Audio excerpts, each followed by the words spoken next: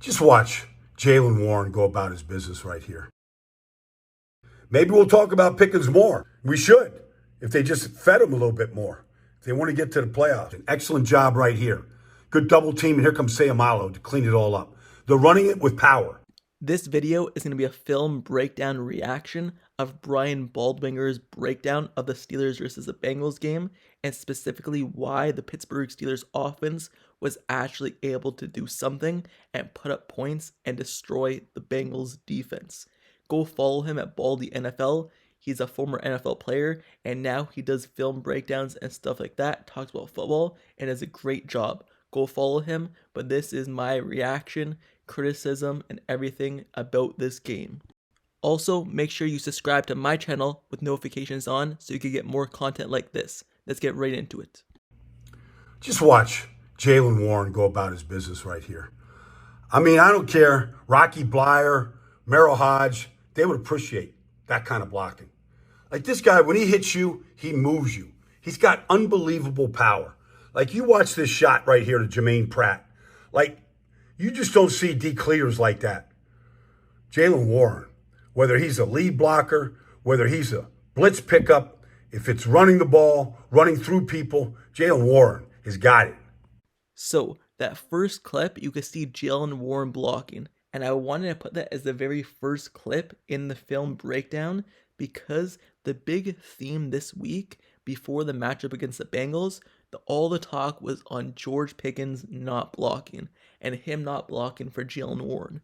And Jaylen Warren saying that he would block for him. So I just wanted to throw that clip in there of Jaylen Warren going all out, blocking, being ahead of Calvin Austin on the jet sweep. It was taken for a touchdown by Calvin Austin, his first touchdown in a while, and the leading blocker was Jaylen Warren. He absolutely destroyed that Bengals defender, Pratt, and was a lead blocker, did not shy away from contact, and afterwards, him celebrating his block and Calvin Austin's touchdown in the end zone. That's what it's all about. Being able to lay your body on the line, go out there and block, and I guess that's what it takes when you're an undrafted player. You're playing with that extra chip on your shoulder, and that's what Jaylen Warren does all the time. It doesn't matter if it's blocking or him having the ball. He goes all out all the time, 100% of the time. So that's why that first clip is the first clip. But now we're going to move over to the second clip of George Pickens absolutely destroying the Bengals secondary. The only reason we don't talk about George Pickens enough is because they don't target him enough. Second play of the game, smash between Connor Heyward and George Pickens. And right here, if the safety takes the wrong angle, which he does, George Pickens makes him pay. 7-0 on the second play of the game, 86 yards. Cincinnati simply doesn't have enough speed to stay with George Pickens in the open field. Now you watch this right here, and look, it's 21-0 with 1:10 to go in the second quarter, and the Steelers stay aggressive here on 3rd and 15. Like he goes inside on Jermaine Pratt, and then he buys himself some real estate against Cheeto right here, and then he's as good on the sideline as anybody in this business, making those feet just go dead. 44 yards. Put him in position for a field goal before the half. And then at 24-8 right here, again, just straight go route. Just a straight go route right there. And Rudolph put it right in the bucket. And he needed a little bit of help because they had a blitz coming off the edge right here. Dax Hill, the safety, is going to come. And here's Jaylen Warren. Just stones him. What a great blocker he is. And Mason Rudolph threw it perfectly. Maybe we'll talk about Pickens more. We should, if they just fed him a little bit more. If they want to get to the playoffs. That's the guy they got to get the ball to. Get the terrible towels ready. So, like I said, after the first clip, George Pickens, he was in the media a lot. He was in the storylines a lot. Him not blocking for Jaylen Warren, avoiding contact, and him giving his reasoning behind it, saying he didn't want to get injured. And many people were saying he should be benched and things of that nature. And how would he respond? How would George Pickens respond to all these critics, all these media outlets talking bad about him on national television, in the media, and writing articles about him? Well, he responded in a big way, and he responded early on. Second play of the game, he takes it to the house on a slant route. And later in the game, he also takes a go route down the left sideline to the house as well. He only had 4 receptions. 4 receptions in the entire game. And how much yardage did he have off of those receptions? 175 yards plus.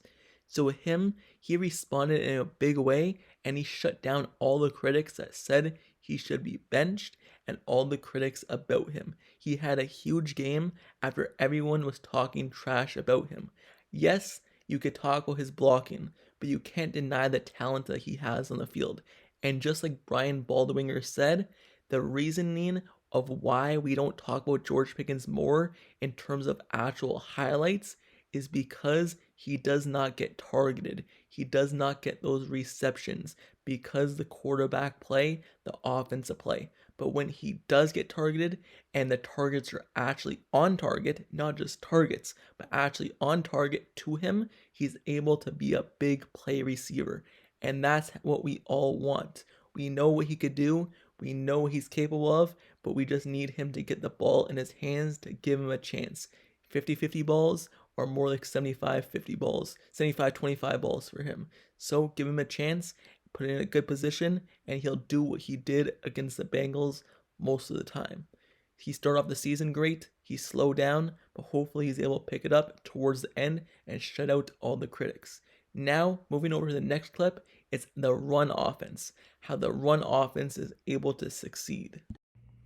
What I like about how the Steelers are running the ball is they're running it with power. Let's watch the two rookies, Broderick Jones and Darnell Washington. Excellent job right here. Good double team, and here comes Sayamalo to clean it all up.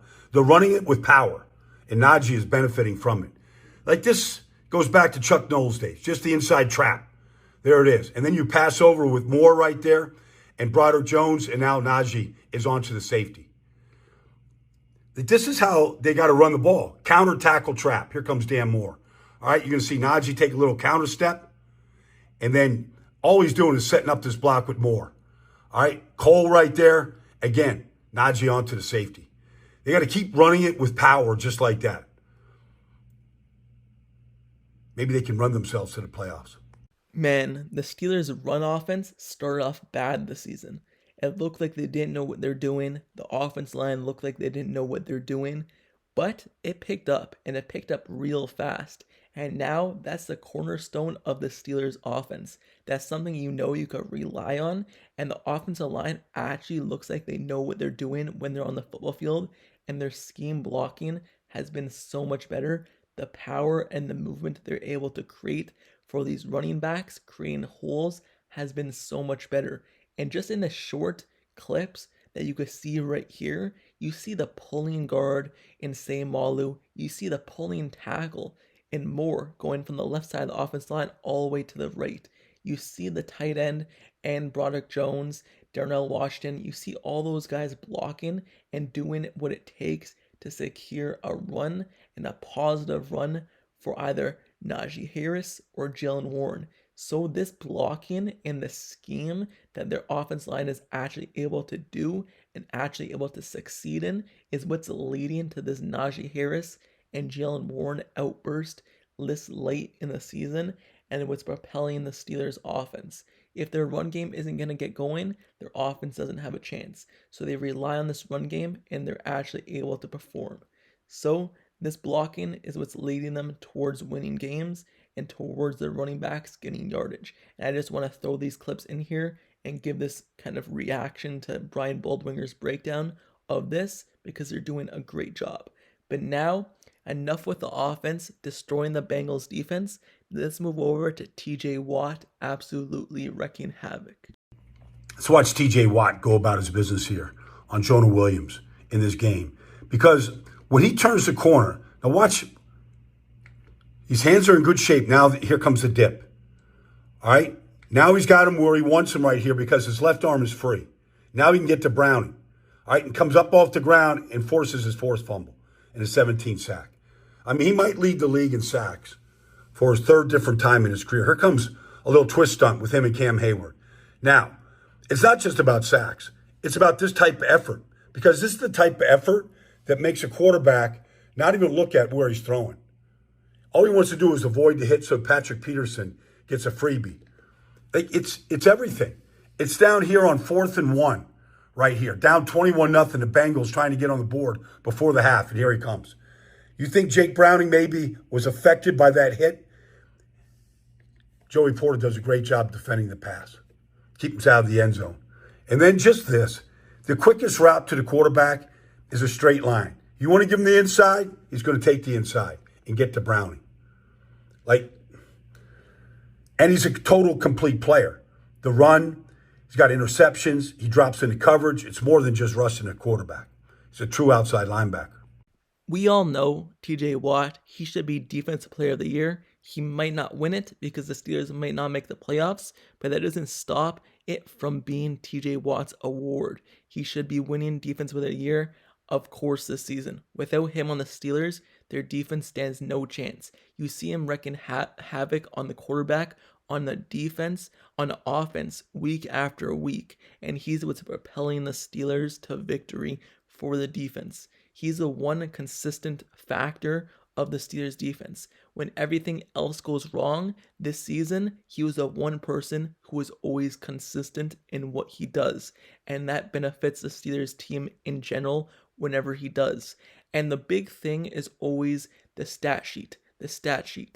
The Myles Garrett's of the world, they don't appear on the stat sheet, but they do way more than just appear on the stat sheet. Well, you've seen in this film breakdown right here, TJ Watt, he got 1 sack, but he did a lot more than just get that 1 sack that appeared on the stat sheet. He got those pressures, he just chased the quarterback down, which led to him throwing the ball without even looking where he was throwing the ball. He was just in the face of the quarterback nonstop. He did not get the sack, he did not appear on the stat sheet because of it, but it just had the quarterback thinking and the quarterback making erratic decisions because of it. So he appeared on the books in the film without actually appearing on the stat sheet. And that's always the big thing with Myles Garrett. Myles Garrett didn't get a sack for 4 weeks in a row. But right now, he's leading in Defensive Player of the Year voting in terms of the numbers and what the books are saying. But is he going to win it? Who knows? Does he deserve to win it? No. TJ Watt does. TJ Watt does everything from swim moves to power moves. He could do it all on the football field. And he even drops into coverage a lot of the times too. So he's doing it on not even rushing the passer every single down like other players do. TJ Watt, he's the one consistent for the Steelers defense, and we know what he could do, and he definitely deserves to win it.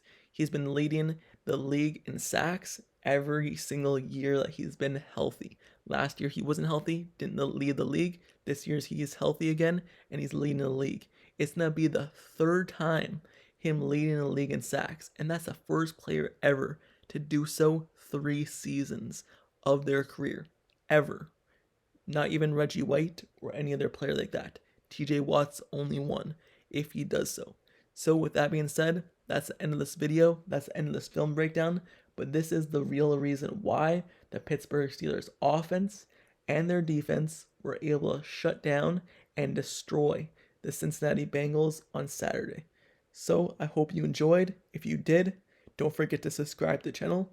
Down below, if you like Steelers content and analysis reports, turn on notifications for this channel so you never miss out whenever I post a video like this, or even breaking news, rumors, reports, anything. I cover it all. This is a spot to keep updated with everything your Steelers. Like, comment, subscribe, turn on notifications for this channel.